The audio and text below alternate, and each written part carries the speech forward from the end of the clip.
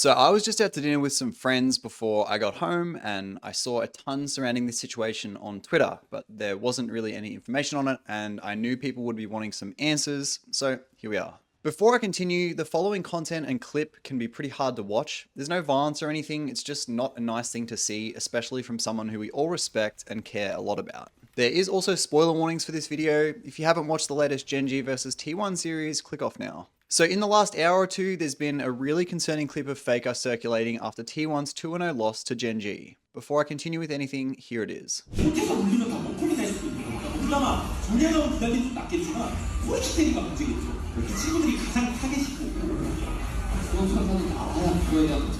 As we see in this clip, Faker, out of frustration, assumedly at his own misplays, smashes his head into the wall repeatedly, only stopped by the T1 80 carry Gumayusi. And honestly, to me, these don't look like light nudges either. As you can see by the way his hair moves in the clip, it seems like there's a lot of impact, making this more concerning. I'm also going to add in some of the clips here that may have led him to be frustrated, which, because of the clip, I can only deduce that he blames on himself. Now there's a few of these that aren't really that game breaking or losing in isolation, some being worse than others, but I'm sure these would be weighing a lot heavier on Faker himself. They're just not really nice plays to make, and if you make a few of them subsequently, the frustration would just build.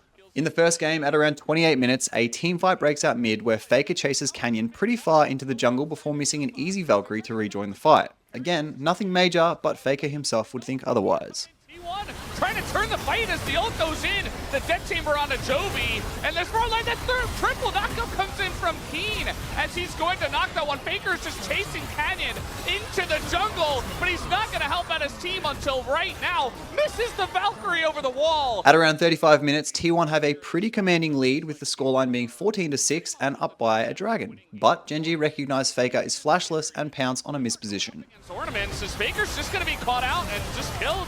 Down he goes, right as I was saying it, Gen.G trying to fight their way back into this game. And probably the biggest mistake of this game was at a team fight at 39 minutes where Faker valks straight into a fight and gets instantly picked. Yeah, they're trying to isolate this front line actually, trying to get on top of the Mordekaiser, but now Faker gonna go into the fight and immediately just die as Toby will take him down and punish Faker in the mid lane as now Zeus has to go into this one. We do have a sleep as well. Lilia, Owner trying to do the damage, but this front line is just so tanky. Owner though, gonna go golden. Is it enough as Guma soloing down Keen? It's a very close fight, but at the end of the day, you see Chovy and you sound, no, he is actually going to live somehow. Gen.G take game 1 in 42 minutes. That lost fight led into a Baron for Gen.G, which they then ended the game on. So pretty frustrating considering this game was so heavily in the favor of T1 earlier. Let's continue on to game 2. At 17 minutes, Faker mismanages his cooldowns, leading into Owner being picked when trying to save him.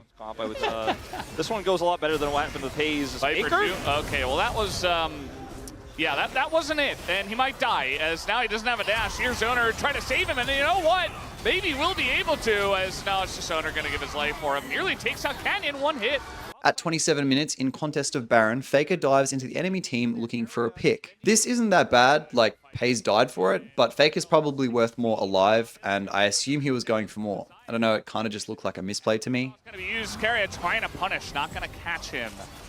And so, Keen kind of finding out the amount of damage that T1 does have when they engage, but now Lahens gets in there and Owner in a bit of a rough spot as in goes Faker. He's gonna get the drop on a Pace as they throw everything into the Zeri. That is a huge catch, but now Faker will go down and Lahens is kiting this one out, and he will be able to headbutt to potentially survive as well. Look at the health bars here. And at 31 minutes, following a Gen.G Baron, Faker tries to Shurima Shuffle, but Pace just vaults it and it hits nothing. Following this play, the game is ended by Gen.G. Almost checkmated in this game, it feels like. Uh-oh, the Saya gets engaged on. There's the Featherstorm. That's early as now Lahens. Faker looking for it, just going on a crazy race way. I don't even know what that was. Meanwhile, Owner goes down, and Lahens is going to find another one. Finds the cannon here. Nice Zhonya's actually. A lot of damage into Pace, who will go down. They're sticking around, though. Yeah, Guma, no ult. Oh my god! What was that? Bye-bye! What was that damage? Everything hurts. Well, the game might just be over now. It is now, I think. As I said before, there were a lot of mistakes that turned the games in unfavorable ways by other Team 1 members, but I assume these mistakes were what led Faker to feel frustrated at himself. And honestly, the dude hasn't had a proper break in years, all the while winning the game's most prestigious accolades. So I hope he gets the appropriate help or even rest following this incident. I also want to say, if anyone has any further context or information they'd like to share, please comment it below and I'll be sure to pin it. Thank you in advance for that. Anyway, that's all for now. I'll see you guys in another news video very soon. Bye.